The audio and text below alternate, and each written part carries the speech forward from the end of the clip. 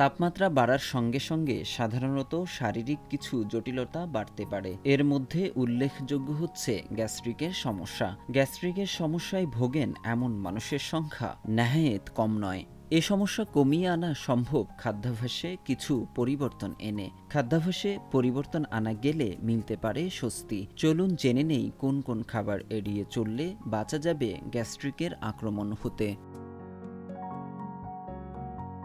প্রতিদিন যেসব খাবার আমরা খাই তার বড় একটা অংশ আটা বা ময়দা দিয়ে তৈরি। উচ্চ আঁশের পাশাপাশি আটায় গ্লুটেন নামক প্রোটিন থাকে। এই গ্লুটেন পরিপাকের কোনো এনজাইম আমাদের শরীরে নেই। তাই আটা ও ময়দায় তৈরি খাবার খেলে গ্যাস্ট্রিকের সমস্যার সঙ্গে অ্যালার্জি, পেটে ব্যথা ও পাতলা পায়খানার মতো সমস্যা দেখা দিতে পারে। বিশেষ করে শিশু ও বয়স্কদের ক্ষেত্রে এ ধরনের সমস্যা কিছুটা বেশি দেখা যায়।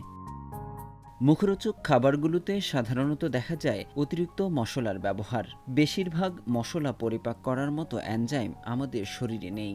তাই অতিরিক্ত মশলাযুক্ত খাবার যতটা সম্ভব এড়িয়ে যাবেন। প্রতিদিনের রান্নায় পেঁয়াজ, রসুন, হলুদ গুঁড়া, কাঁচামরিচ, লবণ ও তেল ছাড়া অন্য কোনো মশলা ব্যবহার না করাই ভালো।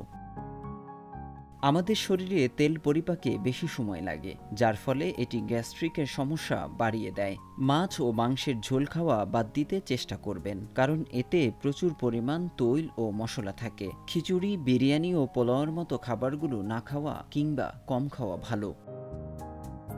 শাকে আঁশের পাশাপাশি সেলুলোজ থাকে। সেলুলোজ হজমকারী সেলুলোয়েজ নামক এনজাইম মানুষের পরিপাকতন্ত্রে নেই, তাই শাক কম খাবেন। শাক দুপুরের খাবারের সঙ্গে খাওয়া ভালো, রাতে না খাওয়াই উত্তম।